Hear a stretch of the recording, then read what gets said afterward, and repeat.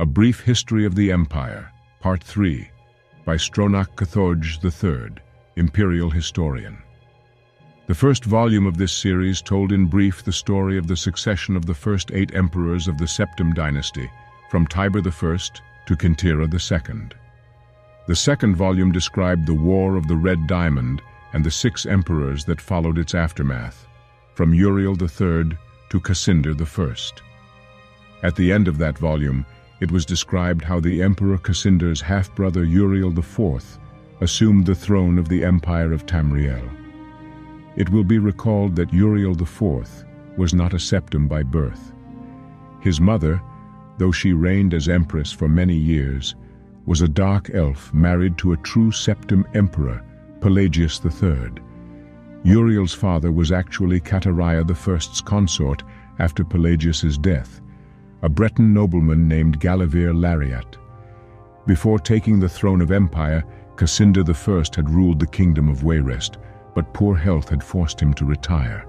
Cassynder had no children, so he legally adopted his half-brother Uriel and abdicated the kingdom. 7 years later, Cassynder inherited the empire at the death of his mother. 3 years after that, Uriel once again found himself the recipient of Cassynder's inheritance.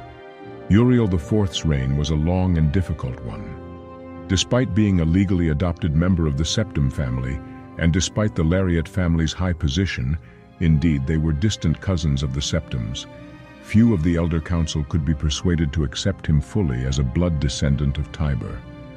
The council had assumed much responsibility during Katariah I's long reign and Cassynder I's short one, and a strong-willed alien monarch like Uriel IV found it impossible to command their unswerving fealty. Time and again the council and emperor were at odds, and time and again the council won the battles. Since the days of Pelagius II, the elder council had consisted of the wealthiest men and women in the empire, and the power they wielded was conclusive. The council's last victory over Uriel IV was posthumous. Andorak, Uriel IV's son, was disinherited by vote of council, and a cousin more closely related to the original Septim line was proclaimed Sepphoris II in 3rd Era 247. For the first 9 years of Sepphoris II's reign, those loyal to Andorak battled the imperial forces. In an act that the sage Erentine called Tiber Septim's heart beating no more, the council granted Andorak the high rock kingdom of Shornhelm to end the war, and Andorak's descendants still rule there. By and large, Sepphoris II had foes that demanded more of his attention than Andorak. From out of a Cimmerian nightmare, in the words of Erentine, a man who called himself the Cameron usurper led an army of Daedra and undead warriors on a rampage through Valenwood, conquering kingdom after kingdom. Few could resist his onslaughts, and as month turned to bloody month in the year 3rd Era 249, even fewer tried. Sepphoris II sent more and more mercenaries into Hammerfell to stop the usurper's northward march, but they were bribed or slaughtered and raised as undead. The story of the Cameron usurper deserves a book of its own. It is recommended that the reader find Uriel III's The Fall of the Usurper for more detail.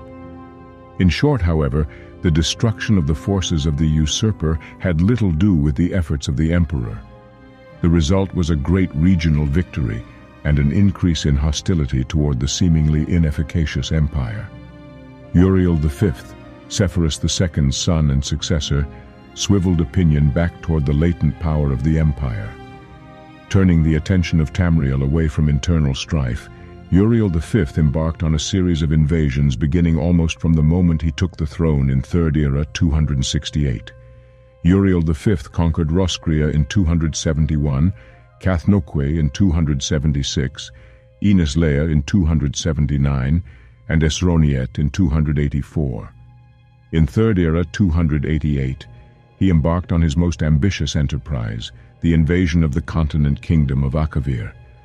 This ultimately proved a failure, for 2 years later Uriel V was killed in Akavir on the battlefield of Ionith. Nevertheless, Uriel V holds a reputation second only to Tiber as one of the 2 great warrior emperors of Tamriel. The last four emperors, beginning with Uriel V's infant son, are described in the fourth and final volume of this series.